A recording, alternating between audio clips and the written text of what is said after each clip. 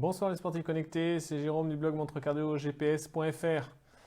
Alors, dernièrement, on a vu pas mal de rumeurs sur des montres à sortir de Garmin. Alors, il y a la marque qui avait fuité il y a déjà plusieurs mois et qui a été annoncée officiellement par Garmin cette semaine.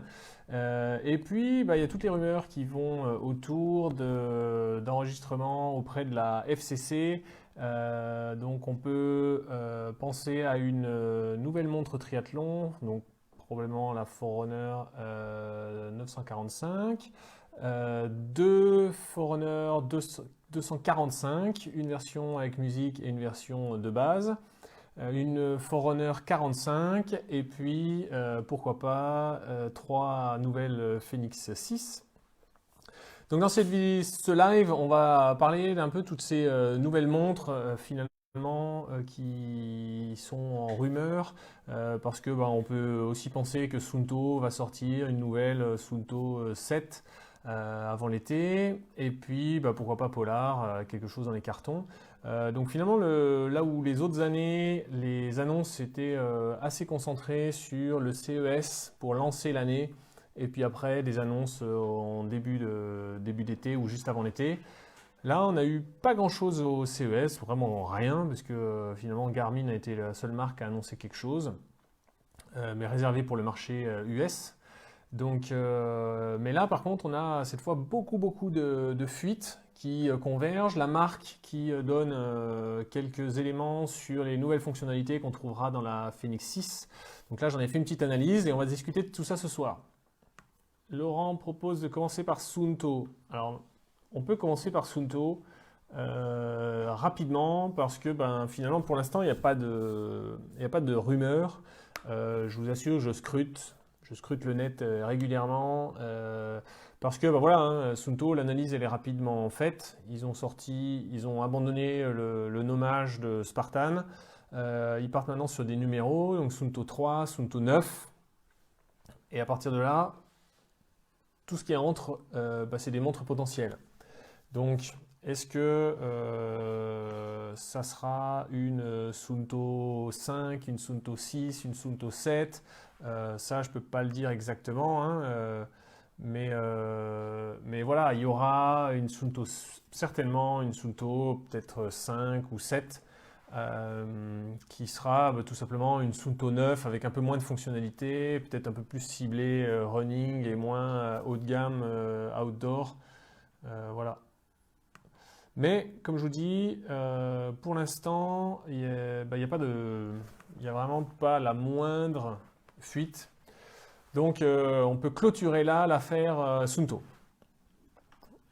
Il y a Pascal qui propose de passer de parler de la nouvelle gamme. Alors donc la nouvelle gamme marque.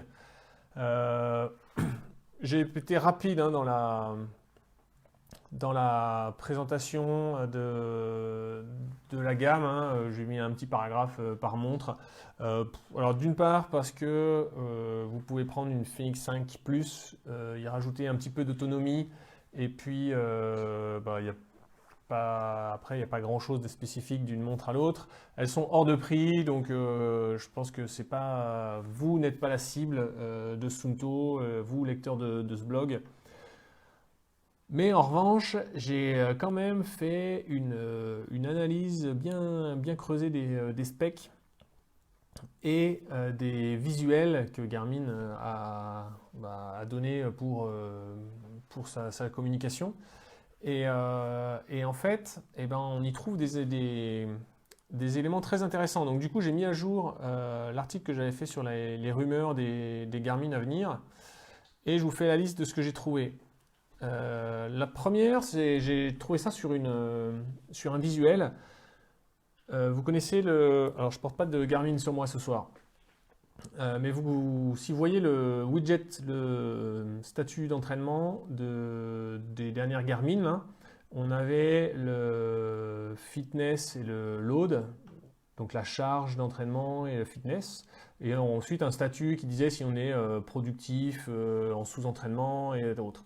Là, on a deux petits icônes maintenant en dessous qu'on voit sur un visuel de la marque Athlète.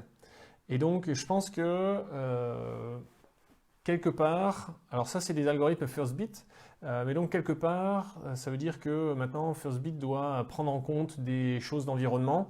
Donc est-ce qu'ils vont plus prendre en compte le trail, ce qui serait la petite icône montagne?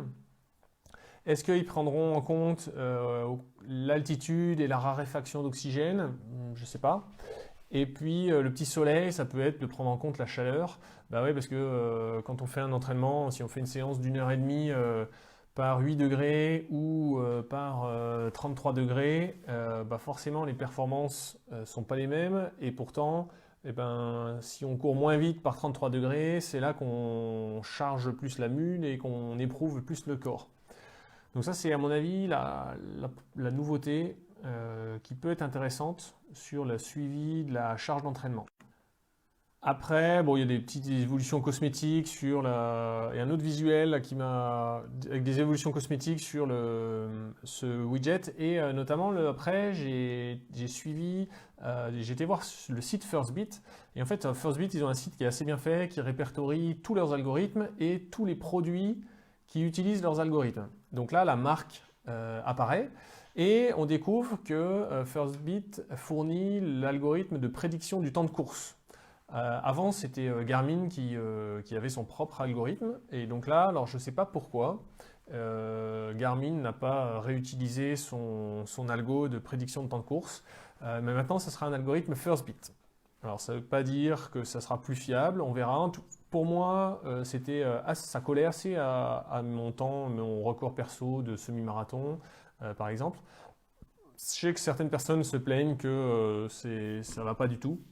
Donc on verra si cet algo Firstbit améliorera les choses, quoi. Et puis après, il apparaît une nouvelle donnée qui est la fréquence respiratoire. Alors ça c'est nouveau chez Garmin. On se demande mais comment c'est mesuré?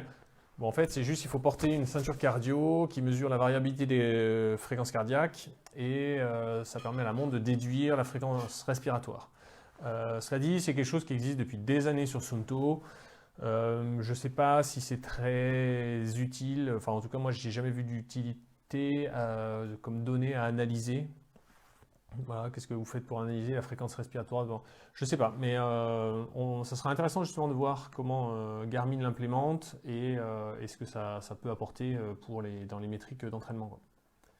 Alors, Greg dit c'est pas une gamme pour les runners. Oui, non, clairement, hein, les marques, elles ont beau être en titane, elles sont plus lourdes que des Fenix 5 Plus, donc il n'y a vraiment aucun intérêt. Salut Rodolphe! Il n'y a aucun intérêt à acheter ça plutôt qu'une Fenix 5 ou même une Forerunner 935 pour le sport, quoi. Après, Jacques demande s'il y aura une Suunto 10. Je pense pas. Là, franchement, vu les capteurs, je pense que la Suunto 9 va rester sur le haut de gamme pour l'instant et que Suunto va plutôt combler entre le 3 et le 9. Suunto a du boulot pour combler. Oui, alors justement, j'ai eu cette discussion-là avec quelqu'un, je ne sais plus qui, là, dans les commentaires, et qui me disait ah, bah, j'ai hâte que la Fenix 6 sorte pour que le prix de la Fenix 5 Plus baisse et que je puisse m'en acheter une. Et alors, bah, mon analyse, c'est malheureusement qu'il risque d'être déçu. En fait, son raisonnement, c'est de dire quand la Fenix 6 va sortir, la Fenix 6 remplace la Fenix 5 Plus, la Fenix 5 Plus remplace la Fenix 5 et la Fenix 5 disparaît. Et donc Garmin a une Fenix 6 chère et une Fenix 5 Plus pas chère. Bah ça, c'est pas mon analyse. Moi, ce que je pense, c'est que Garmin va continuer de faire cohabiter les 3 générations de montres. La Fenix 5 qui deviendra abordable, donc elle restera autour de 300-350 € comme elle est maintenant. La Fenix 5 Plus qui va baisser un petit peu, mais qui descendra jamais jusqu'à 350. Et la Fenix 6 qui restera au-dessus. Et pourquoi est-ce que Garmin aurait intérêt à faire ça? C'est qu'actuellement, ils n'ont pas de concurrence sur les montres avec cartographie. Donc ça veut dire qu'ils n'ont pas d'intérêt à brader leur Fenix 5 Plus avec la cartographie. En fait, ils peuvent très bien conserver des Fenix 5 Plus relativement chers, des Fenix 6 très chers, et leur Phoenix 5 Plus, elles vont continuer à se vendre parce que de toute façon, il n'y a pas d'autres offres chez la concurrence pour la cartographie. Donc moi, si j'étais Garmin, je conserverais la cartographie comme une fonctionnalité premium. Donc je dégrafe les Phoenix 5 que je vends en moins cher. Je laisse la Phoenix 5 Plus avec cartographie relativement chère. J'introduis une Phoenix 6 au-dessus. Et tant que Suunto ou Polar, enfin un fabricant qui est capable de vendre des millions de montres, n'est pas, enfin, peut-être pas millions, mais des centaines, des dizaines de milliers de montres, tant qu'un gros fabricant n'est pas capable de sortir, ne sort pas une montre avec cartographie, eh ben je laisse comme ça. Et le jour où il y a de la concurrence, à ce moment-là, je fais disparaître la Phoenix 5 des rayons, je fais descendre la Phoenix 5 Plus moins chère que ce que Polar ou Suunto aura sorti comme la nouvelle montre chère avec cartographie. Voilà, dites-moi dans les commentaires si vous êtes un petit peu, si vous voyez plutôt la même vision que moi, ou si vous pensez que la Phoenix 6 va faire baisser les prix de toutes les autres Phoenix, quoi. Alors ouais, comme le dit Greg, je sais pas si ça viendra d'Amazfit, mais ça m'étonnerait pas que la cartographie vienne d'un autre acteur type Coros, Amazfit, enfin voilà, un acteur pas connu qui a une grosse force de développeurs basée en Chine et qui arrivera à faire quelque chose, alors peut-être avec un peu plus de bugs que ce qu'a Garmin. Mais ça ne m'étonnerait pas que ce ne soit pas Polar et Suunto qui offrent la concurrence qu'on attend sur les cartographies face à Garmin. Alors oui, Florent et Florent et Gaël, ouais, les prédictions des temps de course, en fait, dès lors que vous faites du trail, ça fausse un peu l'algorithme, ça trompe un peu l'algorithme de calcul de VO2 max. Et comme la prédiction des temps de course est basée en grande partie sur ce VO2 max, forcément, si vous faites des entraînements sur route régulièrement, vous allez avoir un temps de course. Et si vous mettez à faire du trail pendant un mois, tout va être perturbé. Si vous faites une séance de temps en temps, ça aura assez peu d'influence. Mais si vous lancez sur un gros bloc préparation trail, là, ouais, les algorithmes de VO2 max et donc par découlant de prédiction de temps de course sont un peu trompés, quoi. Alors, la différence entre la 5X et la 6. La 5X Plus, question de Ludovic, la différence entre la 5X Plus et la 6. Alors j'ai commencé à en parler. Donc pour moi, il y a une évolution dans les algorithmes Firstbit sur la charge d'entraînement pour prendre en compte des facteurs environnementaux tels que la chaleur, l'altitude ou le dénivelé. C'est-à-dire mieux prendre en compte les sessions de trail. Ensuite, il y a un changement du capteur cardio qui est maintenant celui du Vivo Smart 4 que j'ai testé sur le blog et qui n'est pas celui des Phoenix 5 Plus. C'est-à-dire que maintenant, toutes les Phoenix 6 auront un capteur d'oxygénation sanguine. Alors après, il faudra voir s'ils reprennent le widget d'acclimatation à l'altitude. À mon avis, ce ne serait pas le plus utile. Garmin ferait un beaucoup plus gros coup s'ils arrivaient à mesurer l'oxygénation sanguine en direct, c'est-à-dire pendant que vous êtes en train de faire du sport. Et là, ça permettrait justement de suivre l'acclimatation, non pas seulement à l'altitude, mais à l'effort, et à vérifier que l'effort que vous faites et votre fréquence respiratoire permet bien de réoxygéner votre sang, et que vous n'êtes pas en train de vous asphyxier. Après, donc ça c'est le premier gros changement hardware, le capteur cardio. Le deuxième, c'est le changement de puce GPS. Donc là, Garmin passe sur la puce Sony, la même que Polar, Suunto et Coros. Et d'après mes estimations avec la marque, si on compare ce que Garmin annonce pour la marque par rapport à la 5 Plus, ça donnerait une augmentation de 50% d'autonomie en enregistrement GPS. Donc là où la 5 Plus était à 18 ou 19 heures, là la marque qui a le même format et même 1 mm moins épais, Garmin l'annonce à 28 heures. Donc on est sur du plus 50% d'autonomie. Donc en fait, cette puce, par rapport à tout ce qui était utilisé avant, je ne vais pas dire que c'est une révolution, mais c'est vraiment quelque chose de complètement nouveau avec des performances largement meilleures. C'est ce qui donne autant d'autonomie à la Suunto 9 qui arrive à 25 heures. Après, les 120 heures, c'est dû au Fuse Track de Suunto, hein, donc c'est pas que la puce GPS. Mais c'est ce qui donne les performances des Polar Vantage à 30 heures et 40 heures. C'est ce qui donne les performances de l'Amazfit Stratos à 35 heures. C'est ce qui donne les performances des Coros Apex à, de mémoire, 25 et 35 heures. Bon bah là, ça y est, Garmin, ils ont vu que tous leurs concurrents avaient fait ce jump d'autonomie.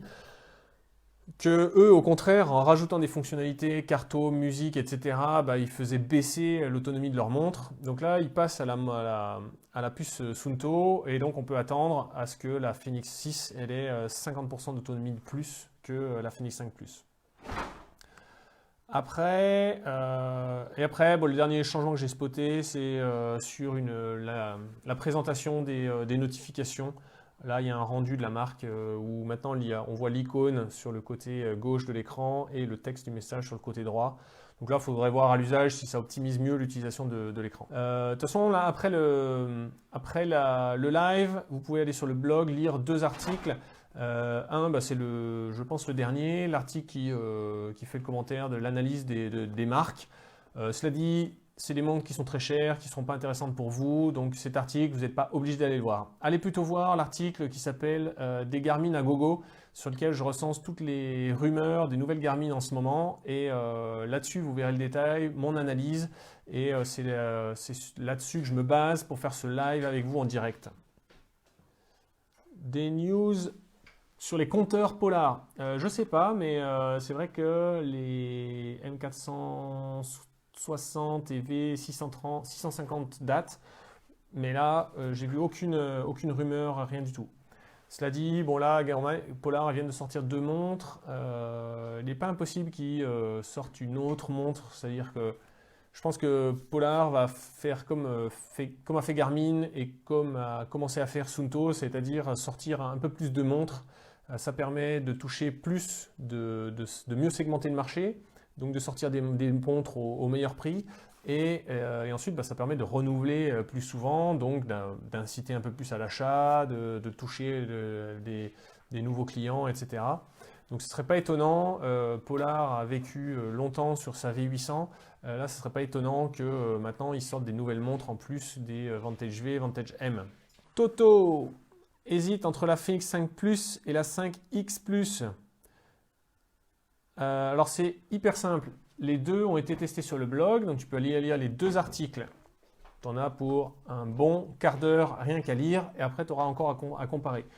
Mais pour faire le résumé, la seule chose qu'a la Fenix 5X Plus par rapport à la 5 Plus, c'est le fameux capteur d'oxygénation sanguine qui permet d'avoir un widget supplémentaire sur l'acclimatation à l'altitude. Ça, c'est pour la partie logicielle. Et pour la partie hardware, c'est juste que le cadran est plus gros. Donc, alors, de mémoire, la 5X Plus, c'est 51 mm de diamètre et la 5 Plus, c'est 47 mm de diamètre. Pour les avoir eu toutes les deux au poignet, ça paraît pas énorme comme ça quand on le dit, mais en fait, la 5X Plus fait vraiment grosse, la 5 Plus fait juste montre un peu plus normale, quoi. Donc voilà, pour moi, les 2 critères de choix entre ces 2 modèles. Je suis d'accord avec Greg sur l'écran 240 par 240 des marques. Je pense que bon, là, Garmin, il s'attaque au marché de l'horlogerie de luxe. Mais comme je dis dans la conclusion de ma présentation de la marque, en fait, selon moi, quand quelqu'un achète une Rolex, une Breitling, une Tag Heuer à plusieurs milliers d'euros, c'est parce qu'il va la garder toute sa vie. Là, quelqu'un qui achète une montre connectée aujourd'hui, bon, elle ne sera pas obsolète dans 2 ans, mais dans 5 ans, le jour où les ports USB disparaîtront des ordinateurs et qu'on aura autre chose, eh ben, c'est fini la montre, vous la mettez au fond d'un tiroir, il n'y a plus besoin de la recharger, d'ailleurs vous n'arriverez plus à la recharger, et puis voilà. Donc ça c'est le premier point. Et le deuxième, c'est ce que dit Greg, par rapport à des montres, à d'autres montres connectées, et ben finalement la Garmin, elle a le brillant du boîtier en titane, l'écran, la vitre saphir, inrayable, ok, c'est super. Mais c'est vrai que l'écran, il n'est pas génial. En fait, quand on prend quand on prend une Suunto, l'écran fait 35 mm de diamètre, une Spartan. Quand on prend une Fenix 5 X Plus, le boîtier est aussi gros, mais l'écran, il fait plus de 35 mm, il fait 30,5 mm.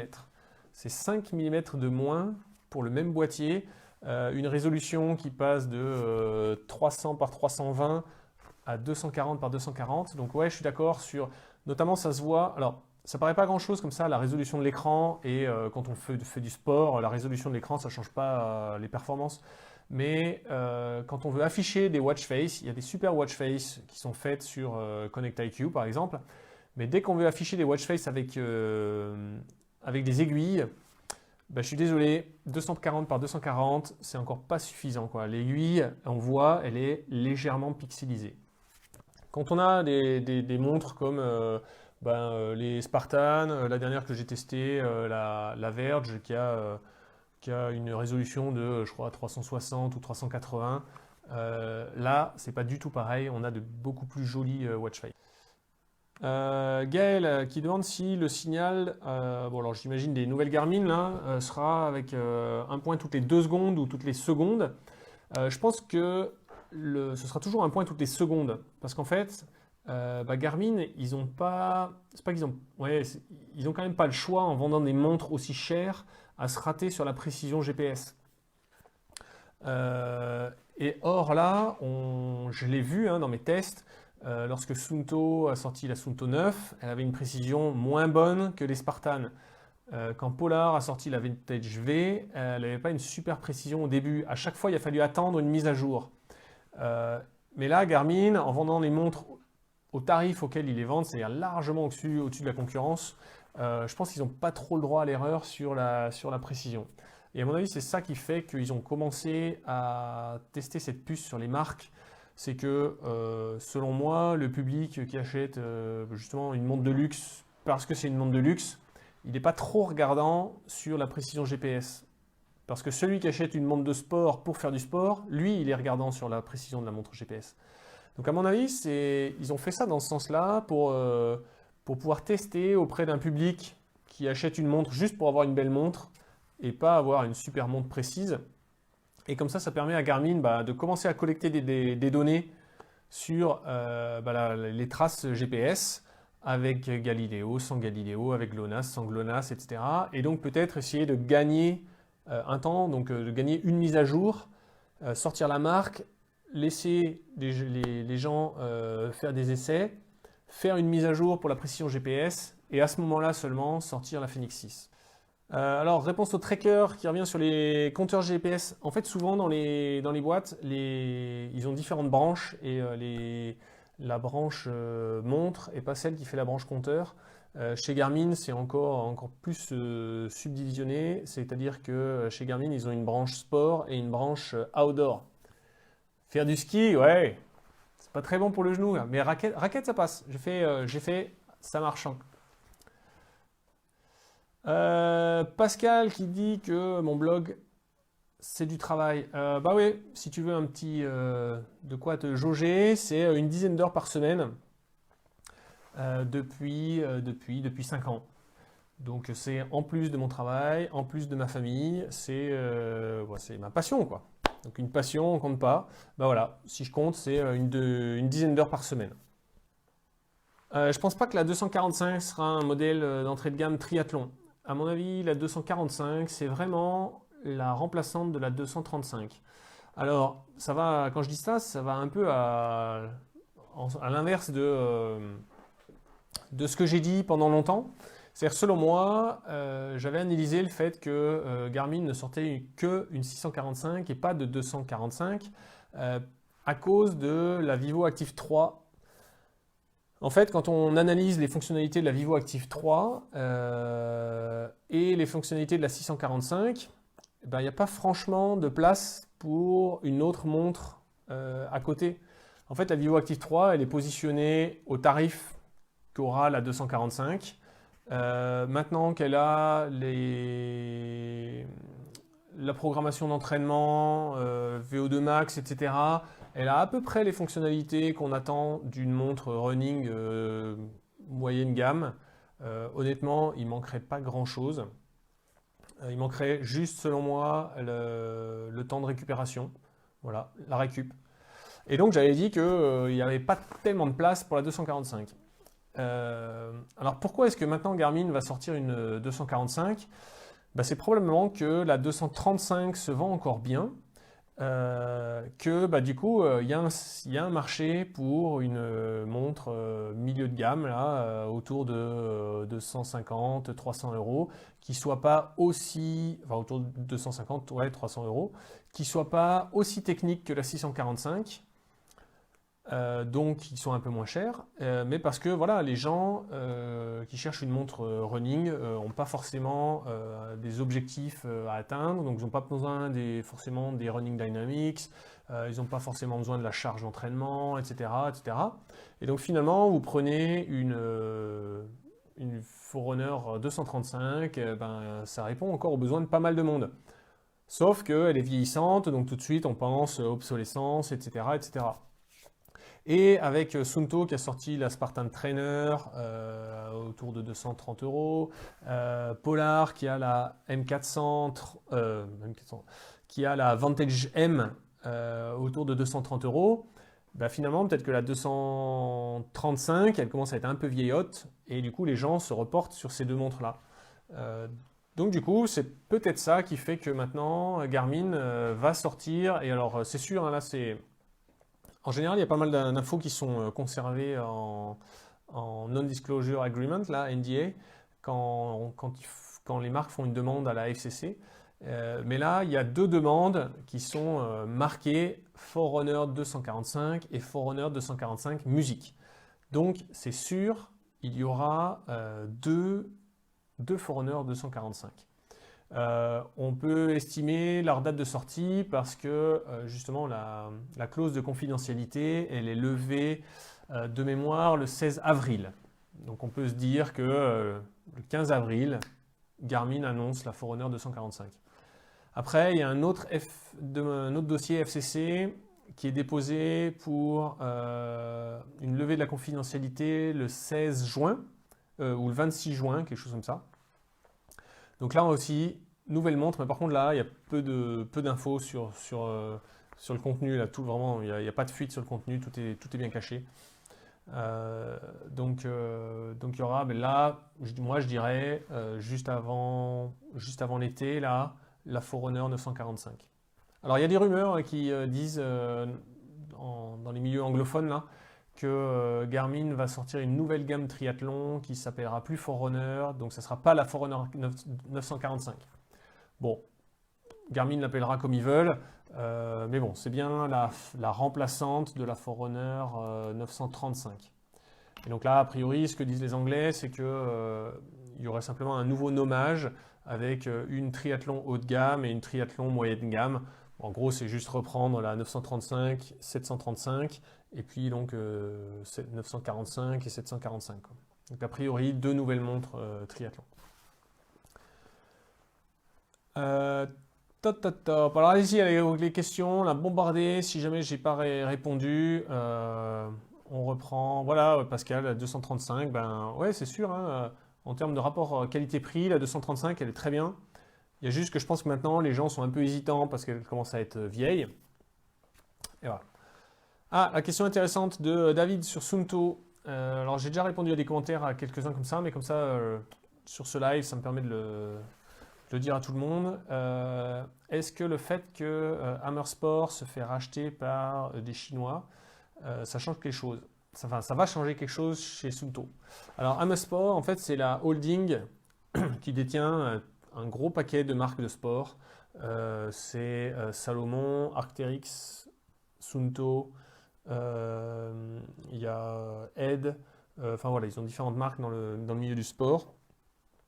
Euh, et donc là, la question, c'est de savoir si le fait que ce soit racheté par des Chinois, ça va influer sur la stratégie, sur peut-être les lieux de fabrication, etc. Euh, Selon moi, je ne pense pas, parce que c'est vraiment, en fait, c'est la holding, donc c'est des Chinois qui rachètent Hammer Sport, qui est la holding de Sunto. Enfin voilà, c'est pas des Chinois qui viennent mettre un PDG chinois à la tête de Sunto, quoi. Donc je pense pas. Alors qu'il y ait de la fuite, peut-être. De la fuite vers la Chine, peut-être. Mais qu'il y ait du transfert de R&D, de stratégie, etc. Je pense pas. Je pense que ça va rester suédois, enfin suédois, finlandais. J'ai visité leur usine là-bas. C'est vraiment impressionnant hein, de voir qu'une Spartan, elle est encore assemblée à la main par des Finlandais, quoi. Et d'ailleurs, en termes de qualité, on voit bien la différence entre la Spartan Trainer qui est produite en Chine et les autres Spartan qui sont produites en Finlande. Mais donc, bon, en tout cas, à court terme, on va dire sur les 2-3 ans qui viennent, je pense que ça ne changera rien. Après, peut-être que d'ici 10 ans, peut-être. Mais quelle période pour la... Allez, Greg, pour la sortie de la Phoenix 6? Alors là, si, pour moi, là, Garmin, ils ont... c'est pour ça que je dis que 2019, ça va être l'année Garmin, mais ils vont tout exploser, quoi. On a donc deux Forerunner 245, une ou deux montres de triathlon, Forerunner 935 et peut-être enfin 945 et peut-être une 745. Ensuite, on a aussi, qui commence à être bien vieille, c'est la Forerunner 35. Et donc là, je verrais bien aussi une Forerunner 45. Et puis la Phoenix 6. Bon, donc si on a les 245 et les triathlons qui sortent avant l'été, les Phoenix 5 Plus ont été annoncés l'été dernier, je crois juste avant l'été, le mois de juin. À mon avis, ça fait un peu beaucoup d'annoncer toutes ces montres-là. Ben, ouais. Garmin, eux, ils annoncent un produit par mois, mais là, une montre comme ça, où en plus ils les annoncent maintenant par 2 ou par 3 par mois, ça me semble quand même beaucoup.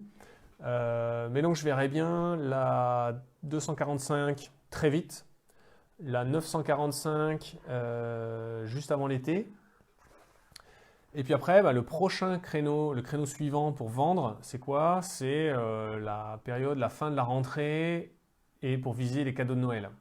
Et je pense que, voilà, selon moi, Phoenix 6, je la verrais bien sur le créneau, voilà, annonce en octobre et la razzia pour les cadeaux de Noël, quoi.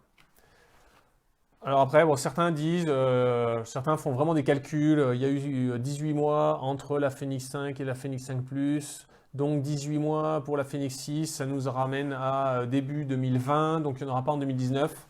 Bon, moi, je pense, c'est mon sentiment, je pense que la Phoenix 6, je la place sur octobre 2019 avec les ventes donc sur la fin d'année, les fêtes des cadeaux de Noël.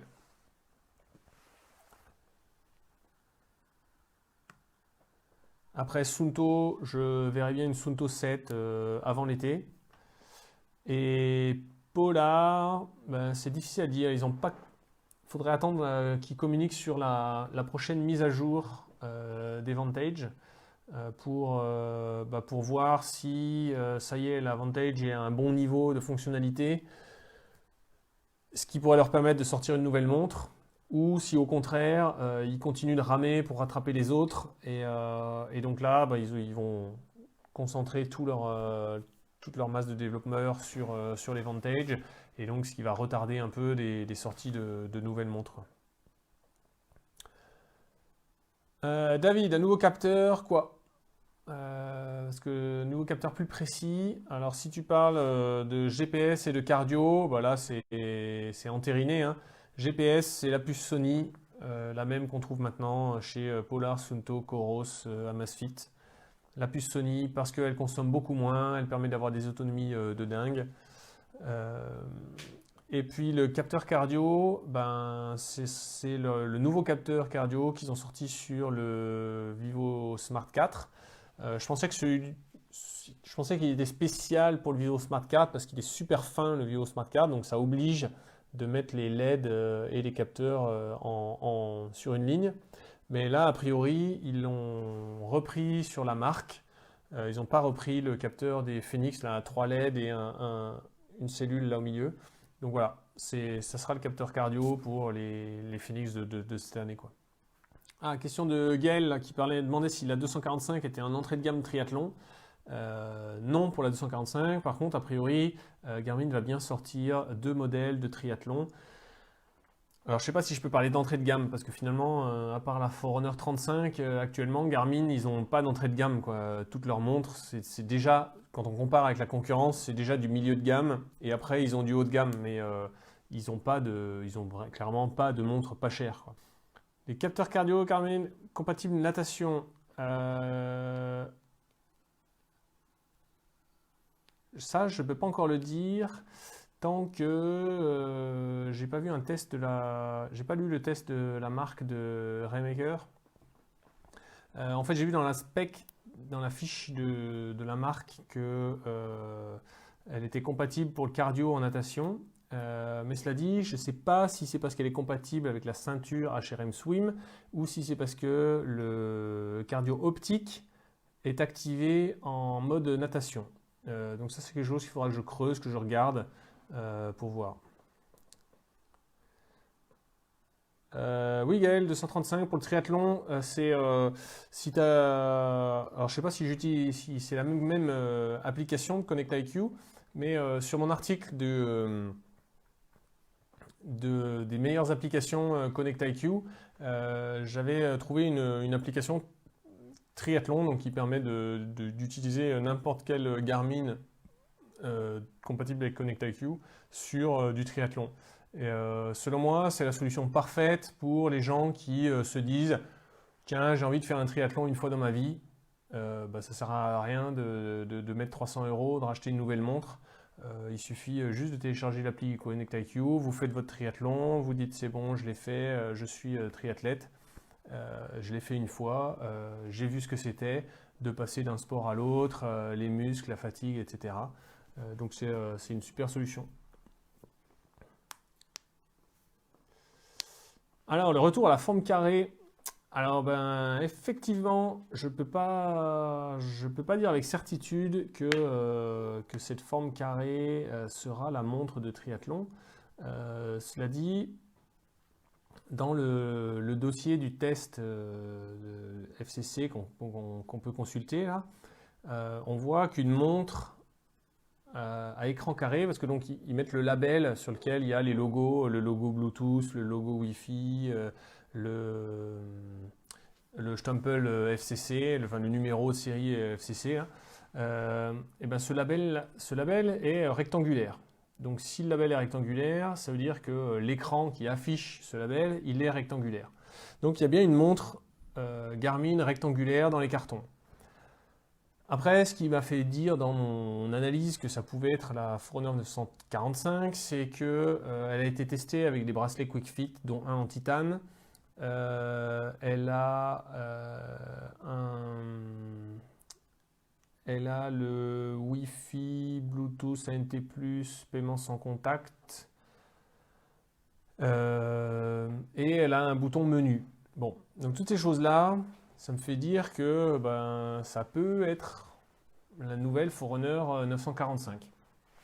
Maintenant, j'ai pas vu de photo, ça on peut pas en être sûr. Mais ouais, c'est possible.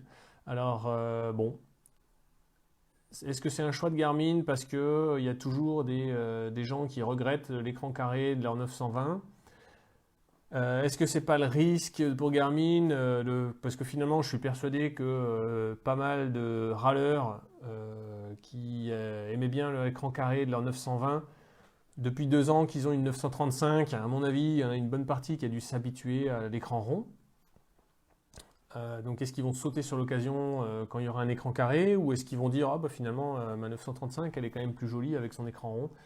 Ça, je ne saurais pas dire, mais du coup, voilà, c'est bien possible que le prochain modèle triathlon de Garmin revienne à une forme rectangulaire.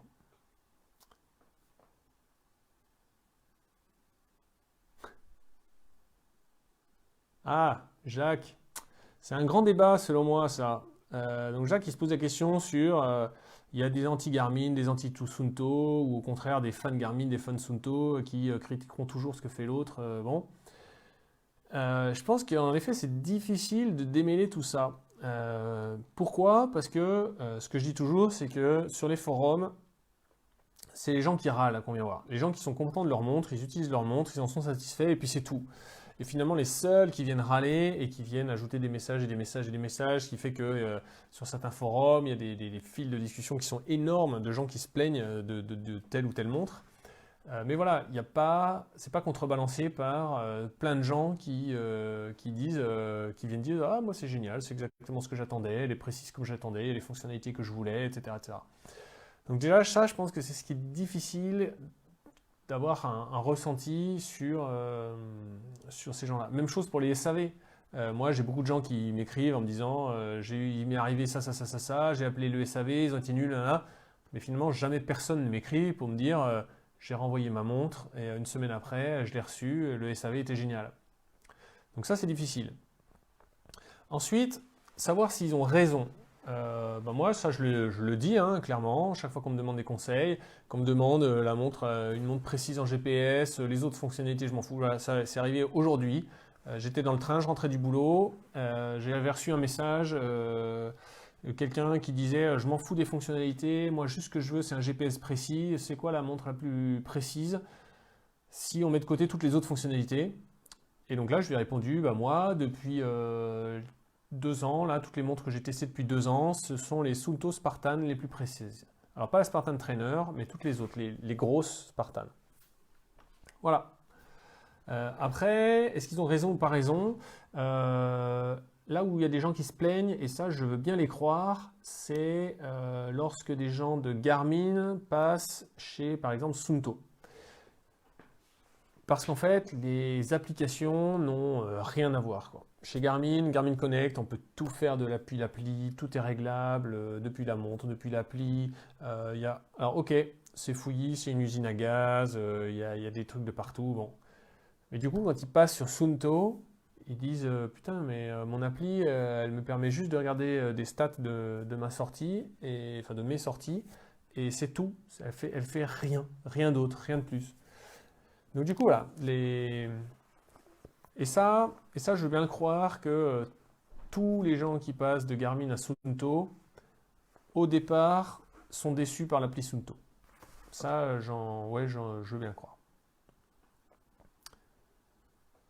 Quelle application pour la navigation sur la 235? Alors Christophe, tu télécharges DWMAP, DWMAP. Et tu auras de la navigation complète. La seule limite, c'est que donc tu dois passer par l'appli pour importer tes itinéraires et ensuite tu ne peux en télécharger que un sur la montre. Donc c'est bien pour dépanner, mais si tu cours tous les 2 jours en faisant de la navigation tous les 2 jours ou si tu fais de la randonnée toute une semaine et que tu veux changer de circuit tous les jours, c'est un peu chiant parce que du coup à chaque fois il faut que tu transfères un circuit un parcours qui va remplacer le parcours qui est dans la montre. Mais sinon, DWMAP, c'est l'application de navigation que je recommande depuis, je sais pas, depuis 3 ans, enfin depuis que ConnectIQ existe. Quoi.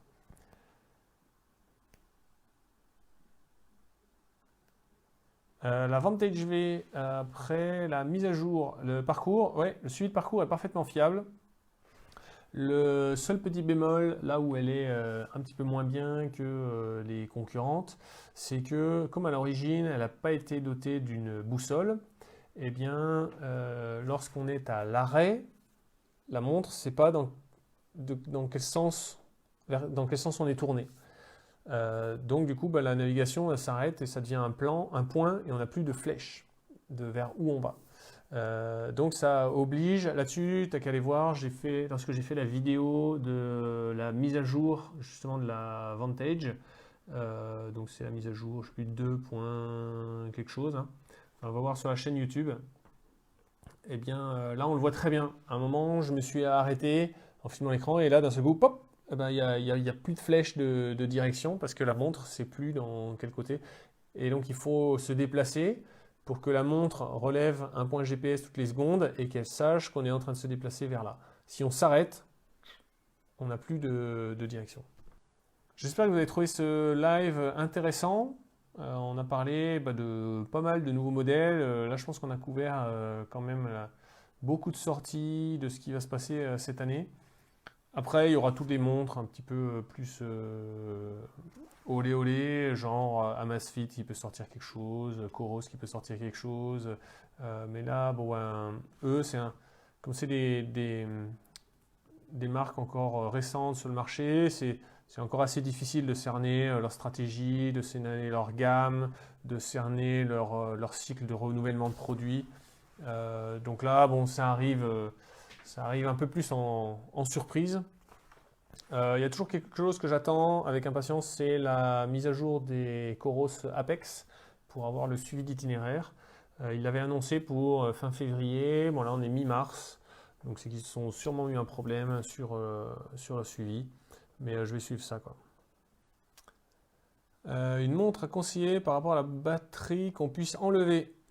Ben c'est simple, je n'en connais pas. Question de Arnaud.